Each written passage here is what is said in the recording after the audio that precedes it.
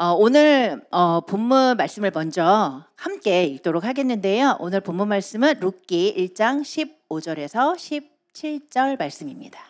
나오미가 또 이르되 보라, 내 동서는 그의 백성과 그의 신들에게로 돌아가나니 너도 너의 동서를 따라 돌아가라 하니, 룻이 이르되 내게 어머니를 떠나며 어머니를 따르지 말고 돌아가라 강권하지 마옵소서.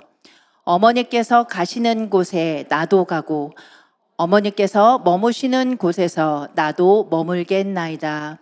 어머니의 백성이 나의 백성이 되고 어머니의 하나님이 나의 하나님이 되시리니, 어머니께서 죽으시는 곳에서 나도 죽어 거기 묻힐 것이라.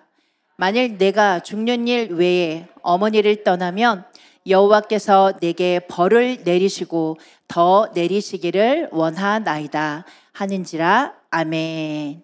시작과 함께 질문을 하나 드려도 될지 모르겠습니다. 성경에는요 많은 책이 있지만 그 중에서 딱 2개만 여자 이름이 등장을 합니다.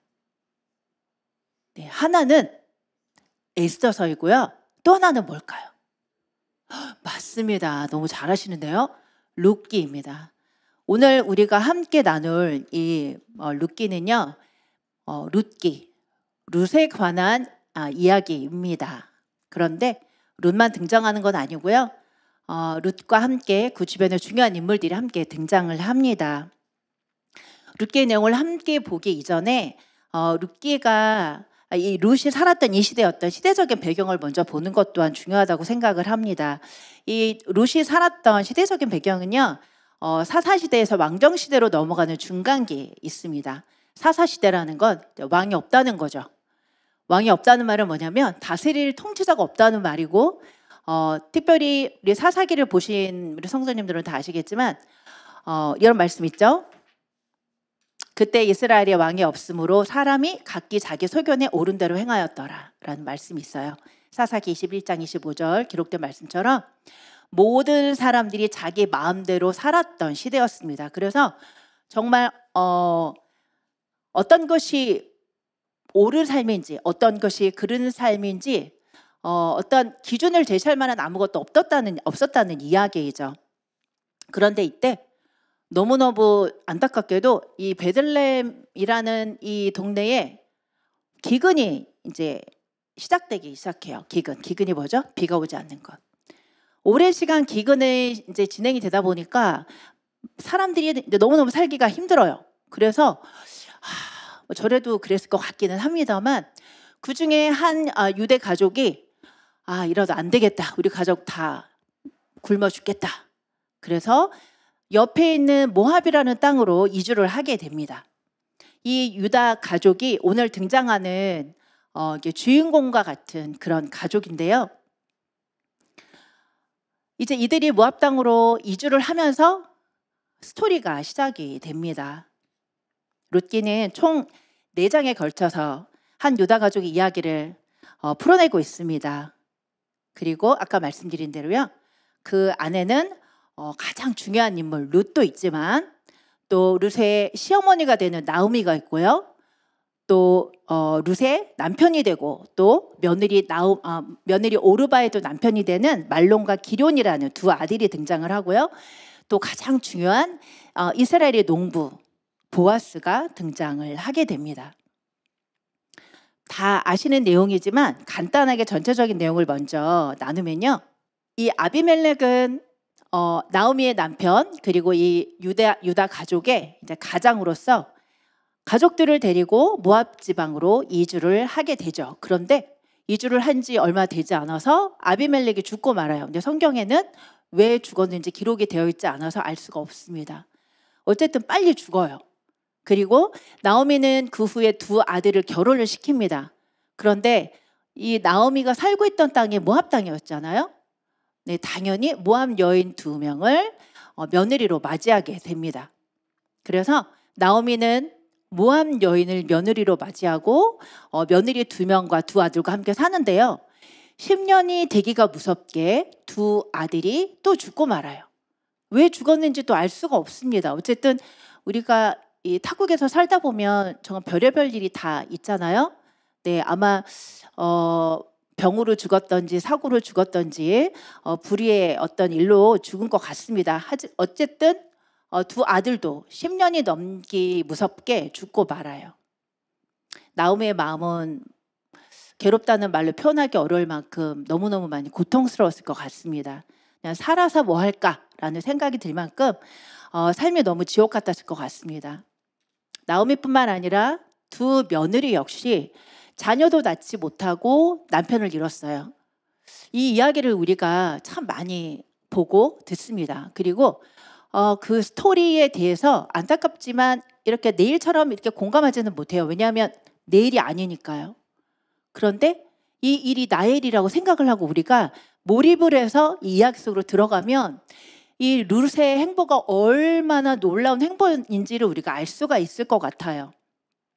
저는 본문 말씀을 묵상하면서 내가 룻이라면 어떻게 했을까라는 생각을 계속했어요.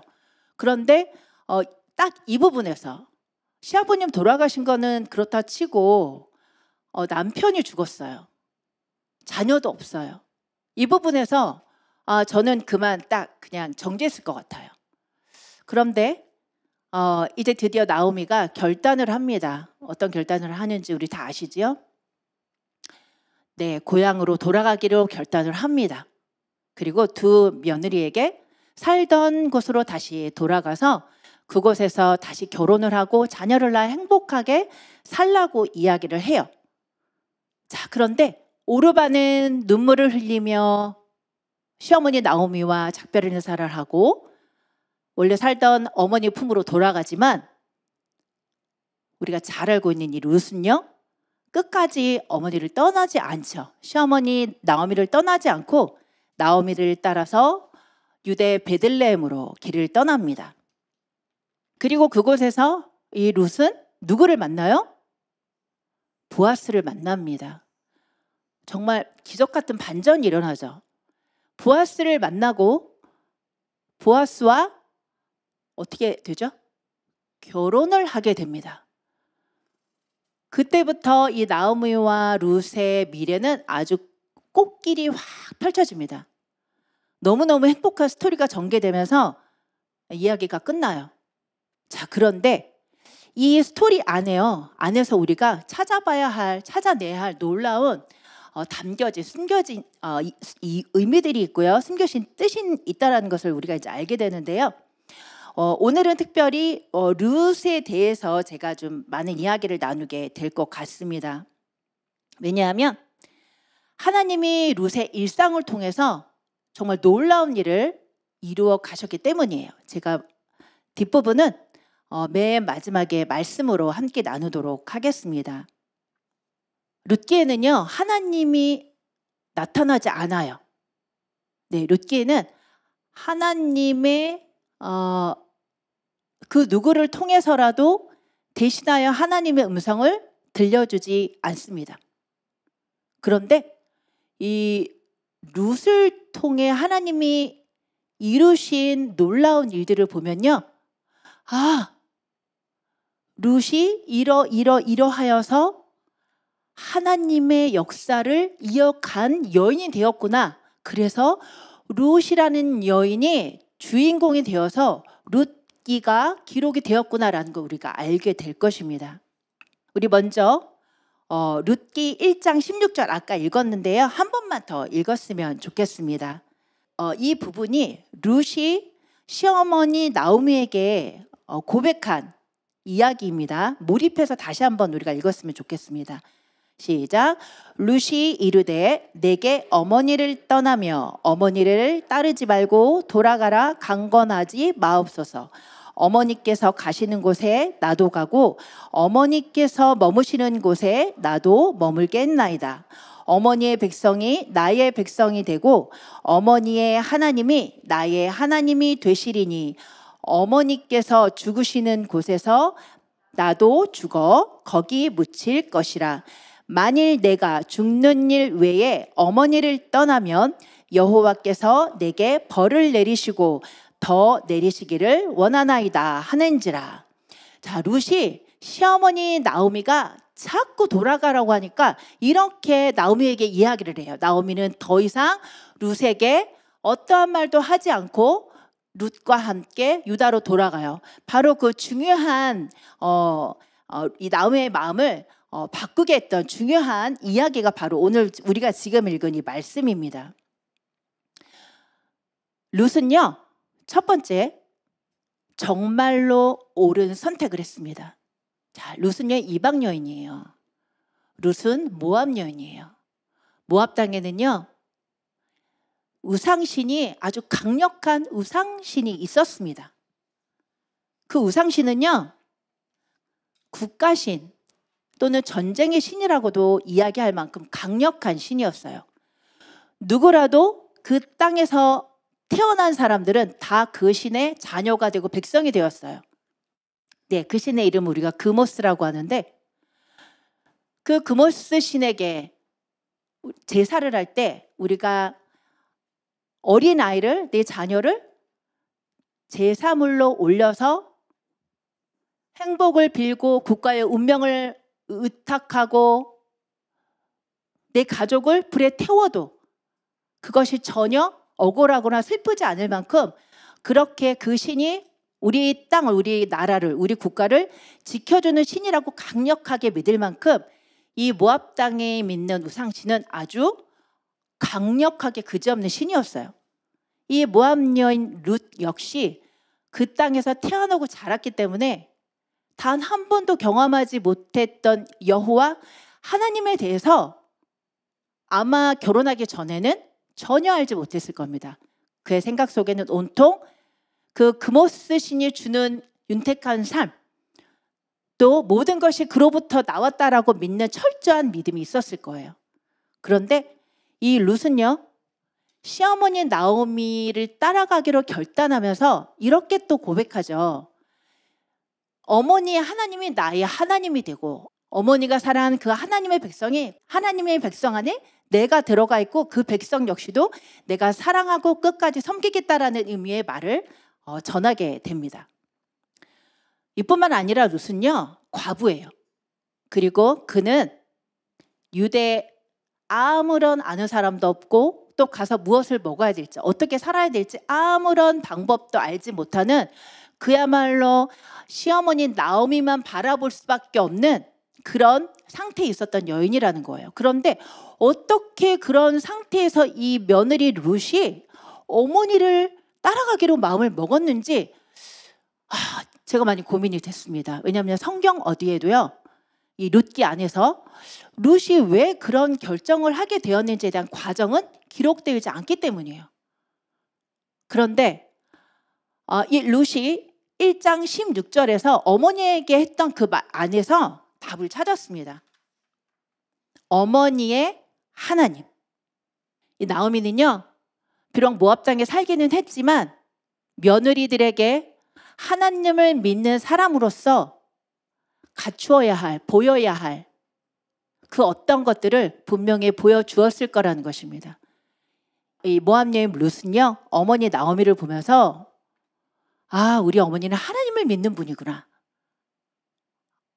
우리 남편은 하나님을 믿는 사람이구나 라고 생각했을 겁니다. 그리고 며느리 이 룻이 그런 어머니를 보면서 하나님에 대한 아주 좋은 마음을 갖게 되었을 거라고 생각합니다. 본문을 보면서 제가 유추한 내용입니다.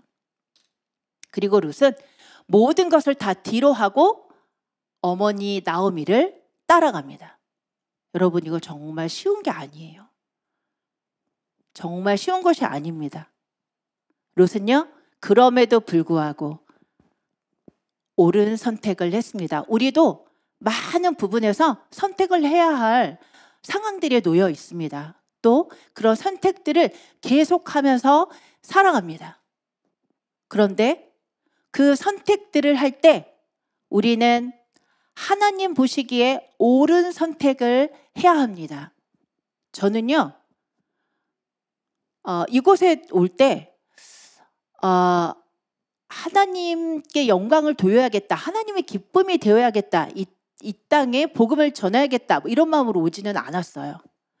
공부를 하러 잠깐 들렀다 다시 돌아가야지라고 생각을 했단 말이죠.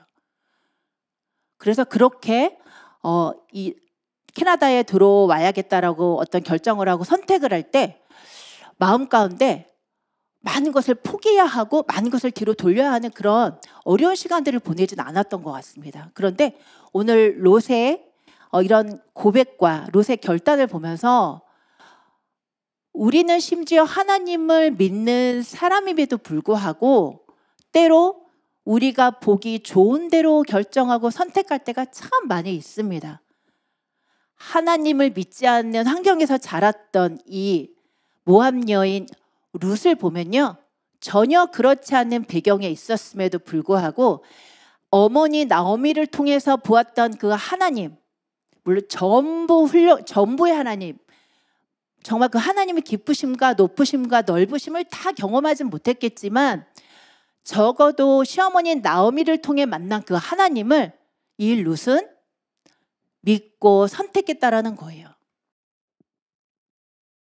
우리는요, 하나님 보시기에 옳다라고 믿어지는 것을 선택해야 하는 그런 하나님의 자녀입니다. 우리의 삶을 돌아볼 때 내가 선택한 그것이 무엇 때문에 선택을 했을까? 내가 선택한 이것이 무엇 때문에 내가 선택한 것일까? 내가 지금 고민하고 있는 이것이 있는데 내가 어떤 것을 가지고 고민하고 있는 것일까?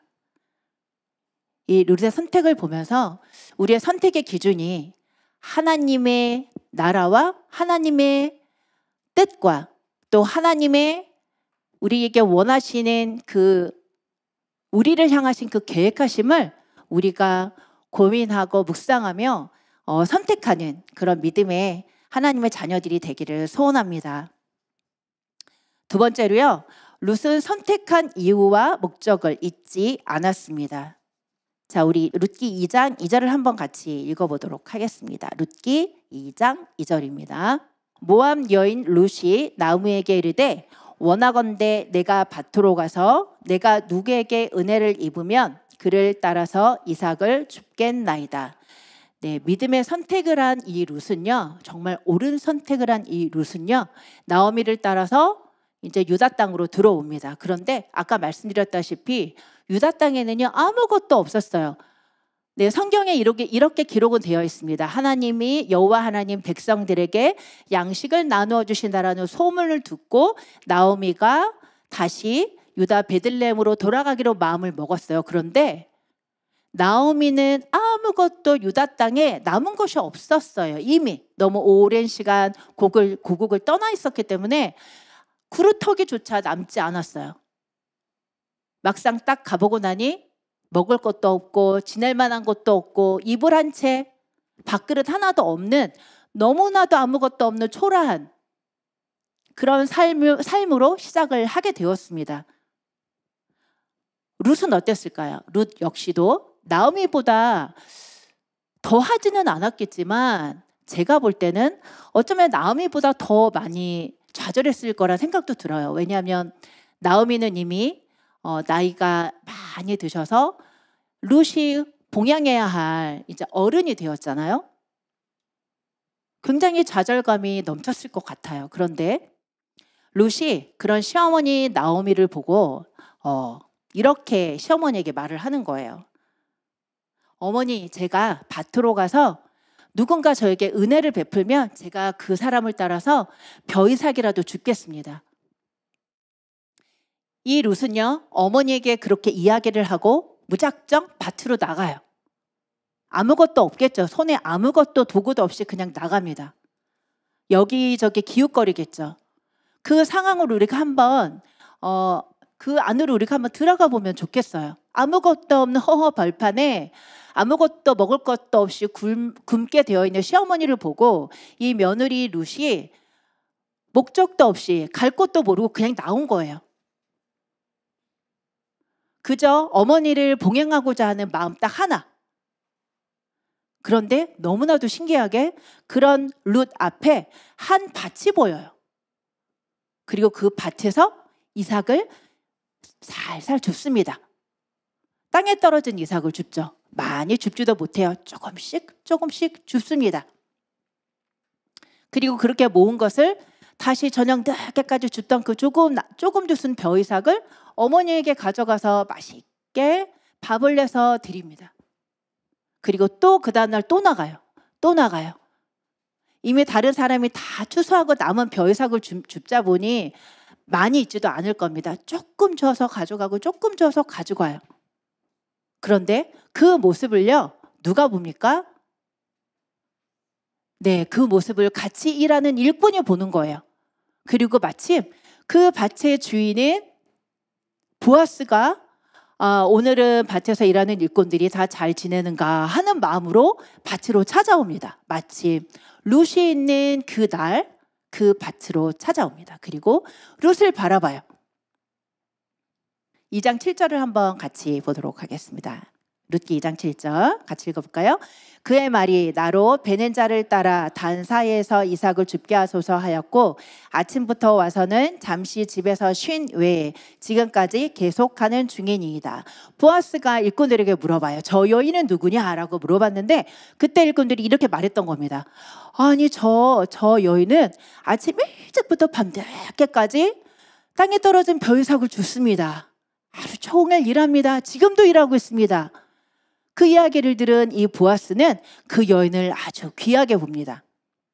그리고 2장 11절 같이 한번 읽어볼까요? 이 보아스가 드디어 룻에게 말을 겁니다. 시작. 보아스가 그에게 대답하여 이르되 내 남편이 죽은 후로 내가 시어머니에게 행한 모든 것과 내 부모와 고국을 떠나 전에 알지 못하던 백성에게로 온 일이 내게 분명히 알려졌느니라. 보아스가 그 룻을 본 건 처음이었지만 룻에 대한 소문을 익히도록 알았던 거예요. 이 룻이 시어머니 나오미에게 어떻게 했는지, 어떤 마음으로 시어머니를 모시고 이 유다 땅으로 왔는지를 다 소문을 들어 알았던 거예요. 그런데 정말 눈으로 보니 아침부터 저녁 늦게까지 이 시어머니를 봉행하기 위해서 자기는 먹지도 못하고 땅에 떨어진 이삭을 줍는 모습을 보니 감동이 되었던 겁니다. 그래서 이 보아스가 룻에게 배려를 베풀고 관용을 베풀고 그녀가 더 많은 벼이삭을 주울 수 있도록 이 일꾼들에게 말을 합니다. 벼이삭을 다 베지 말고 일부는 남겨둬라. 그리고 룻이 와서 시어머니를 위해 그 남은 벼이삭을 가져가 집에 가서 시어머니를 봉행할 수 있게 도와주어라 라고 이야기를 합니다. 자, 만약에 룻이 너무 좋은 선택을 했다고 제가 말씀드렸습니다. 옳은 선택을 했다고 말씀드렸어요.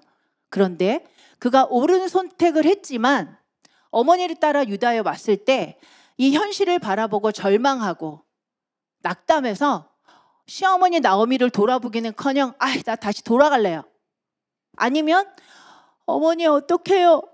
시어머니와 함께 같이 좌절하고 그 자리에서 푹 주저앉았다면, 그가 어디론가 모를 밭을 향해 떠나지 않았다면 과연 보아스를 만날 수 있었을까요? 아마 만나지 못했을 겁니다. 왜? 보아스는 일꾼들이 일하는 밭으로 갔지 나오미의 집으로 가지 않았어요.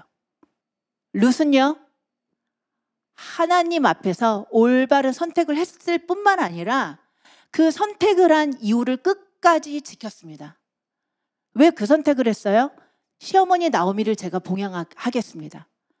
시어머니가 믿는 하나님을 제가 믿겠습니다. 만일 제가 시어머님을 배반하고 시어머님이 있는 하나님을 배반한다면 하나님 저를 죽여주세요 라는 그런 신앙의 고백을 했던, 아까 본문 기억하시죠? 16절.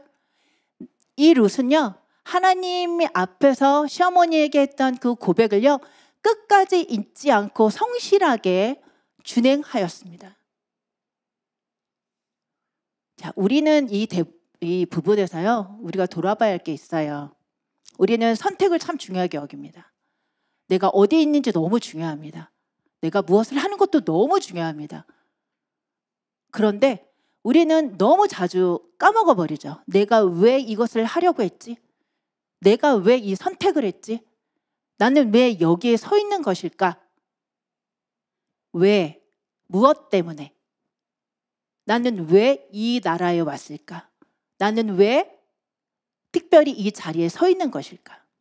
나는 무엇을 준비하기 위해 나의 시간을 드리고 있는 것일까? 그것이 하나님으로부터 온 것인가 아니면 내가 만든 것인가? 우리는 이런 질문을 참 자주 까먹습니다. 그래서 기도하면서 어렵게 얻은 그 자리, 기도하면서 어렵게 서 있는 그 자리에 서 있는 그 자체만으로 우리는 그냥 행복해야 합니다. 그러면서 점점 잃어버립니다. 무엇을요? 내가 이 자리에 서 있는 이유를, 내가 이 자리에 서 있는 목적을요, 잊어버려요. 그냥 그 자리가 좋은 겁니다. 그 자리가 주는 기쁨이 너무 좋은 거예요. 내가 왜 이 자리에 있는지, 하나님이 나를 왜 이 자리에 보내셨는지, 그건 기억에 이제 나지 않습니다. 다만 내가 어디 있는지만 중요합니다. 하나님 여기로 갈까요? 저기로 갈까요? 하나님 이 공동체와 함께 할까요? 저 공동체와 함께 할까요? 하나님 이것을 살까요? 저것을 살까요? 하나님 이 집을 살까요? 저 집을 살까요?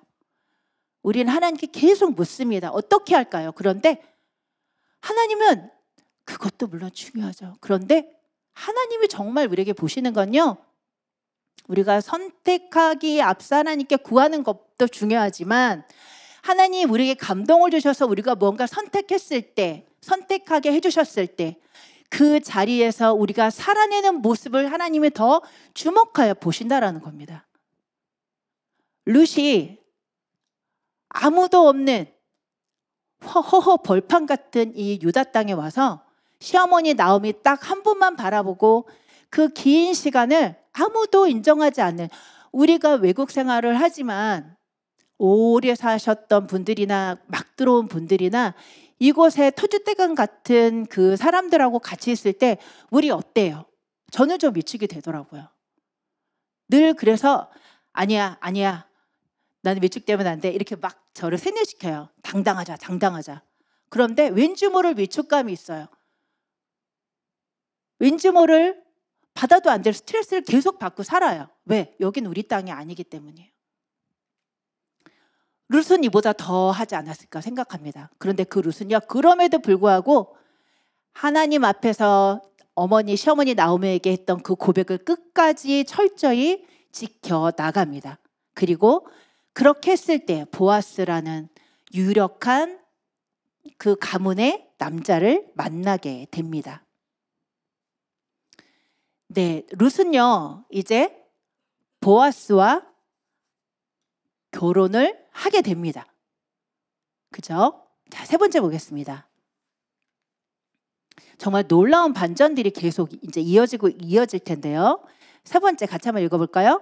모든 것이 우연 같지만 하나님의 섭리였습니다. 자, 아까 제가 처음에 말씀드렸죠. 룻기에는요 하나님의 대사가 없어요. 찾아보세요. 한 4장밖에 안 되거든요. 하나님의 대사가 없어요. 하다못해 누굴 통해서 하나님 대신 전해라 이런 것도 없어요. 그냥 보면 어떤 한 힘겹게 살던 어떤 한 여인이 부자인 어떤 사람을 만나서 결혼해서 잘 살았다, 또는 어떤 한 착한 며느리가 너무너무 힘이 다 빠지고 쇠약한 시어머니를 너무 잘 봉양해서 복을 받았다. 그냥 이런 스토리라고 우리가 이야기를 해도 틀리지 않을 만큼 하나님의 이야기가 대놓고, 하나님이라는 존재가 대놓고 등장하질 않아요. 그래서 자칫 우리는 이것을 이상하게 다른 방향으로 적용하는 경우도 많아요.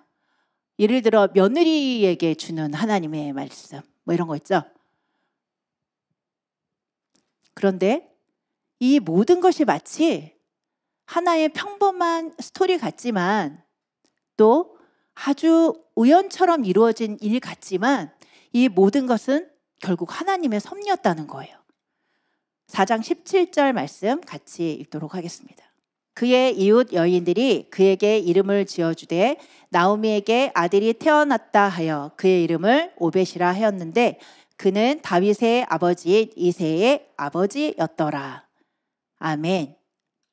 자, 이제 룻과 보아스가 결혼을 하게 됩니다. 여기 답이 나왔는데 답이 나왔습니다. 룻과 보아스가 결혼을 해서 아들을 낳았어요. 그 아들의 이름이 뭐죠?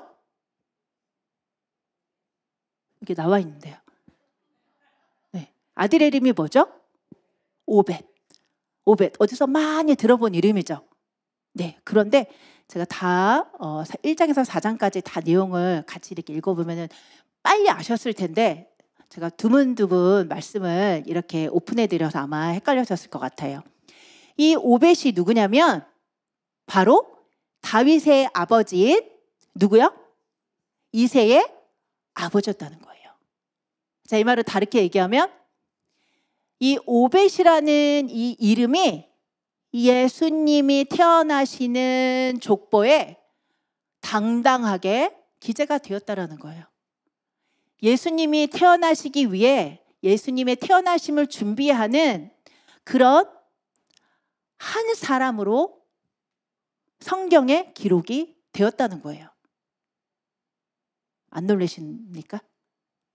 알고 계셨던 거예요? 네, 알고 계셔서 안 놀라시는 거죠? 여러분, 룻은요 일상을 살아낸 사람이에요. 저는 오늘 특별하게 제가 막 너무 놀란 걸 깨달아서 여러분들과 나누는 게 아니에요.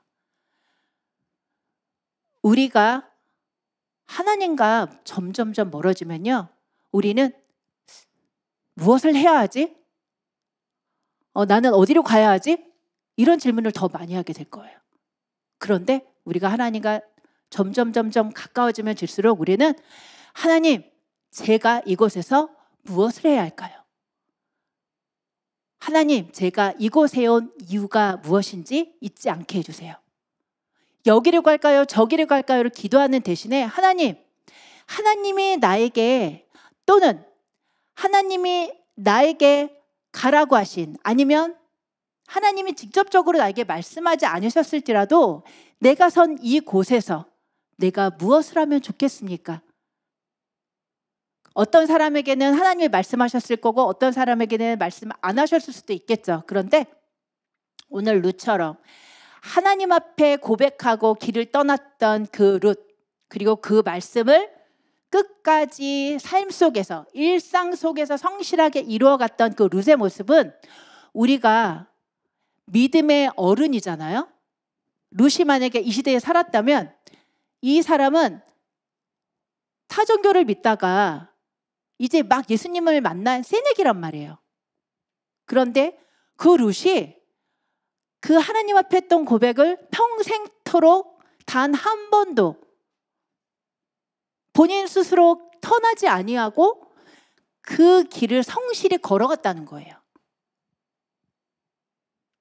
우리의 일상은 어떻습니까? 제가 이 질문을 아까 정말 드리고 싶었는데 오늘 하루도 승리하셨습니까? 옆 사람에게 한번 질문해 보세요.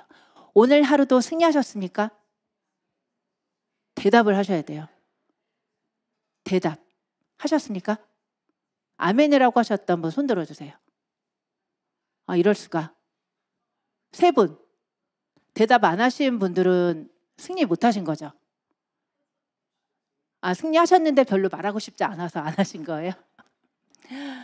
여러분, 승리가 뭐예요? 승리. 오늘도 승리하세요. 이게 무슨 의미일까요? 오늘도 사탄 마귀 다 막 무너뜨리고 막 그 땅을 예수님의 땅으로 만들고 막 이런 의미인가요? 적어도 오늘 롯의 이야기를 통해 우리가 깨달아진 바는요. 오늘 주님 제가 10명 전도하겠습니다. 오늘 주님 제가 우리 코어커한테 예수님을 전할게요. 굳이 이것이 아니어도 된다는 거예요. 오늘 내가 살아내야 할 오늘 하루의 일. 마치 롯이 어머니를 위해서 아무도 없는 황량한 밭속에서 벼이삭을 하나씩 두씩 오랫도록 주워가면서 본인에게 맡겨진 일을 성실하게 감당했던 것처럼 오늘 우리가 승리한다는 그 말은요. 오늘 내가 가야 하는 그곳, 내가 오늘 있는 이곳에서 내가 하나님의 말씀을 하나님이 나에게 이 자리에 오게 하신 그 이유들을 어떻게 해요? 이루어드리기 위해서 오늘 하루 몸부림치며 살아내는 거예요. 그게 승리하는 삶인 거예요. 몸부림 쳤지만 안 될 수도 있어요. 몸부림 쳤다고 다 되는 건 아니에요. 몸부림 쳤어도 좌절할 때 있고요. 노력을 했는데도 뜻대로 안 되는 경우도 많아요. 이 세상이 내 뜻대로 되면 얼마나 좋겠어요. 매일매일 하나님 응답받아서 매일매일 막 승리하면은 우리가 기도하겠어요? 기도 안 하겠죠? 승리하고 안 하고의 근거는요. 내가 오늘 나에게 맡겨주신 이 자리에서 어떤 마음으로 살아가고 있는지 그 마음을 우리가 잃지 않고 성실하게 살아갔다면 그날은 승리한 날인 겁니다. 룻이 이렇게 일상을 성실하게 살아갔을 때 하나님이 주신 놀라운 선물이 바로 그들을 통해 예수님의 태어나심의 족보에 그 이름이 올라가게 된 그 오벳이라는 아들을 낳게 하셨다라는 거예요. 하나님이 왜 하필 이 룻을 주목했는지 그것은 잘 모르겠습니다. 왜 하필 룻인가요, 하나님? 그런데 전 이렇게 생각이 들더라고요.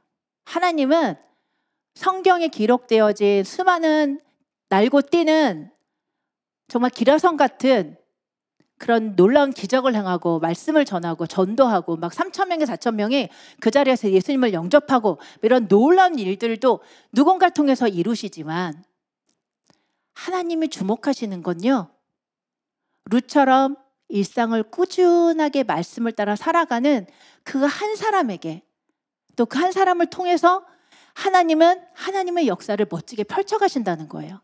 룻은요 그 당대에는 몰랐을 거예요. 왜냐하면 오벳도 몰랐을 것 같아요. 왜냐하면 오벳이 죽고 나서 성경에 기록이 되어 있으니까. 다윗 왕에 기록된 걸 보니까 다윗 왕 이후에 아마 이 룻기가 기록된 것 같아요. 룻도 몰랐을 거예요. 내가 지나온 세월이 이렇게 하나님에게 멋진 인생으로 쓰여졌을지를 몰랐을 거예요. 오벳 역시도 몰랐을 거예요. 아니 내 이름이 성경에 기록이 되다니 몰랐을 거예요. 그런데 후대에 우리가 성경을 통해서 보니 그들의 살아낸 인생이 이렇게 하나님의 나라를, 하나님의 역사를 후대까지 펼쳐지게 하는 놀라운 하나의 스토리로 하나님이 그들의 인생을 사용하셨구나. 그런데 그냥 사용하신 게 아니라 그들에게 있는 성실함, 끝까지 하나님을 향해 가려고 하는 그 몸부림, 포기하지 않는 그 몸부림을 통해 하나님의 나라를 하나님이 이루어 가셨구나. 후대 사람이 저희들이 알게 되는 거죠. 오늘 우리는 또 우리가 아무도 모르게 하는 이 성실함, 아무도 모르게 하는 이 하나님 말씀 앞에 바로 서려고 하는 이 작은 몸부림을 사람들은 모를 수 있어요. 가족도 모를 수 있어요. 아무도 모를 수 있어요. 심지어 내가 죽을 때까지 아무런 나에게 돌아오는 열매가 없을 수도 있어요. 그런데 후대 어느 후대인가는 우리가 살아낸, 내가 살아낸 이 삶을 통해서 내 자손의 그 누군가는 하나님의 역사에 기꺼이 동참하는 그런 주인공으로 쓰여질 수도 있다라는 거예요. 그렇다면 오늘 우리가 어떻게 살아야겠습니까? 무엇을 하는데 집중하는 것이 아니라 왜 내가 그것에 집중하는지, 그 이유와 목적을 우리가 놓지 않고 목사면 목사대로, 전도사면 전도사대로, 장로님이면 장로님, 직분을 가지고 있는 그 누굴지라도, 아니면 엄마의 자리에서, 아빠의 자리에서, 자녀의 자리에서, 학생이면 학생의 자리에서 오늘 하나님이 나에게 허락하신 이 자리에서 나는 어떤 것을 바라보고 이 자리에서 내 역할을 감당해야 할지를 매일매일 하나님께 되묻는 그런 은혜가 오늘 우리 모두에게 있기를 예수님의 이름으로 축원합니다. 근데 우리의 삶이요, 이렇게 제가 말씀드리니까 그렇게 하면 될 것 같다 생각도 드는 분이 있을지 모르지만 절대 쉽지 않습니다. 고통 중에서도 기뻐할 수 있어요. 배고픔 중에서도 이 자리에 부르신 하나님께 감사할 수 있어요. 쉽지 않아요. 쉽지 않은 게 아니라 너무 어렵습니다. 그래서 우리 자꾸 자포자기 하는 거거든요. 그런데 정확한 건 하나님이 그럼에도 불구하고 그 배고픔 중에도 하나님 앞에서 바르게 살아가려고 하는 내 중심을 보신다는 거예요. 그 억울한 상황을 겪을 때에도 다 나보고 바보 같다 하지만 하나님은 내 생각과 마음을 보신다는 거예요. 하나님이 잘하고 있다 하시면 되는 거예요. 예수님이 나와 함께 계시면 되는 거예요. 우리의 관심이 어디에서 무엇을 하느냐가 아니라 왜, 그 왜가 해결이 되면요, 왜가 잘 해결이 되고 하나님 기뻐하는 방향으로 우리가 살아가고 있다면 그러면 되는 겁니다. 그러면 승리하시는 거예요. 그렇습니다. 하나님, 삶은 어렵지만 그러나 우리 일상을 포기하지 않겠습니다. 우리의 일상을 예수님과 함께 승리하며 살아가겠습니다.